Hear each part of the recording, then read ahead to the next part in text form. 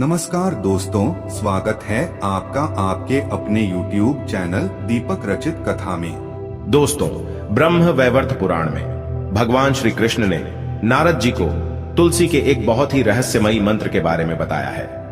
तुलसी विवाह के पश्चात इस मंत्र का उच्चारण करने मात्र से उसी क्षण व्यक्ति के सभी दोष समाप्त हो जाते हैं। यह मंत्र आपके मनोकामनाओं को पूर्ण करने वाला है, इसीलिए तुलसी विवाह के पश्चात इस छोटे से मंत्र का उच्चारण अवश्य करें। दोस्तों, कार्तिक का महीना हिंदू धर्म में सबसे महत्वपूर्ण माना जाता है। कार्तिक मास के शुक्ल पक्ष की एकादशी को देव उठनी एकादशी के नाम से जाना जाता है। इस एकादशी का महत्व सबसे अधिक बताया जाता है, जिसके बाद द्वादशी तिथि को भगवान विष्णु के शालिग्राम रूप के साथ तुलसी का विवाह संपन्न किया जाता है। इसे त्योहार को हम तुलसी विवाह के नाम से जानते हैं। देव उठनी एकादशी के दिन भगवान विष्णु 4 महीने की योग निद्रा के बाद जागते हैं और तभी से सभी मांगलिक कार्यों की शुरुआत होती है। इसीलिए सबसे पहला मांगलिक कार्य भगवान विष्णु और तुलसी का विवाह किया जाता है। दोस्तों, 23 नवंबर को देव उठनी एकादशी के दिन चतुर्मास की समाप्ति होती है। इसके बाद तुलसी शालिग्राम विवाह का आयोजन किया जाता है। तुलसी विवाह के दिन द्वादशी तिथि 23 नवंबर को रात 9:01 पर शुरू होगी और समापन 24 नवंबर को शाम 7:06 पर होगा।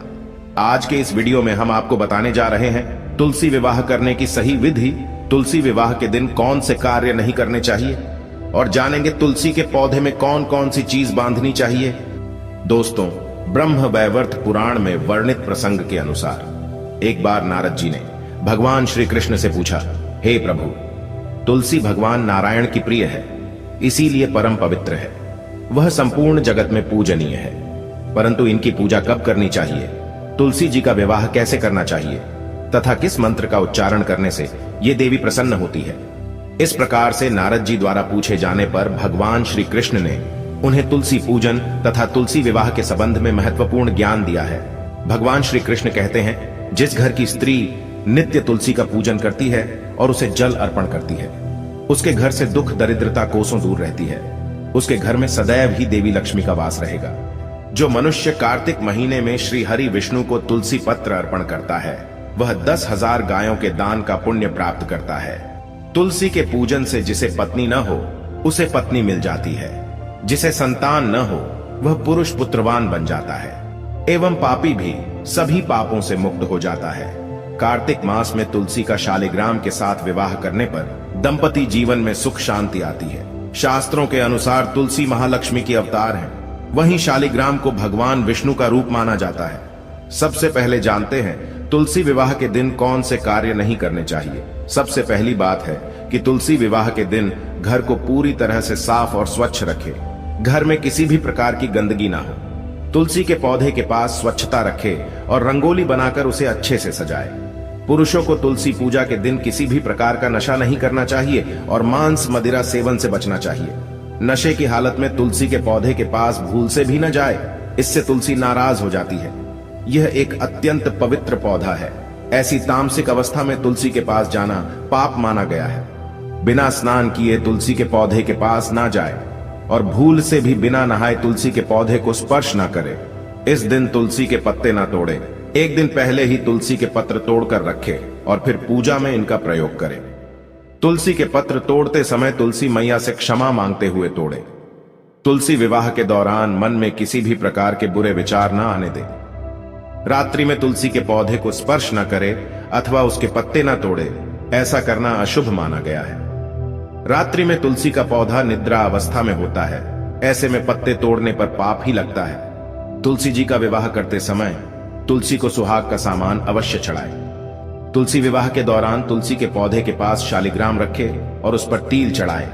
पूजा में तुलसी और शालिग्राम को दूध में भीगी हल्दी का तिलक अवश्य करें। शालिग्राम पर तुलसी पत्र रखकर चंदन लगाना चाहिए। तुलसी का विवाह शाम के समय करना ही सर्वोत्तम होता है। इसके बाद तुलसी के पास शालिग्राम रखकर तुलसी का विवाह संपन्न किया जाता है। विवाह के दौरान तुलसी और शालिग्राम पर अक्षत और फूल डालने चाहिए। विवाह के सभी नियमों का पालन जरूर करना चाहिए। तुलसी विवाह के बाद भगवान विष्णु की आरती करे और प्रसाद में तुलसी पत्र डालकर उन्हें भोग लगाए। उसके पश्चात 11 बार तुलसी की परिक्रमा करे। तो इस प्रकार से आप तुलसी का विवाह संपन्न करें। वहीं इस दिन कुछ खास उपाय करने से वैवाहिक जीवन से जुड़ी समस्याएं खत्म हो जाती हैं, जिसके परिणाम स्वरूप शादीशुदा जीवन में हमेशा खुशहाली बनी रहती है। तुलसी विवाह के दिन सुख, शांति और समृद्धि के लिए तुलसी मां को चुनरी अवश्य चढ़ानी चाहिए। हमेशा ध्यान रहे कि तुलसी का पौधा चुनरी के बिना अधूरा होता है।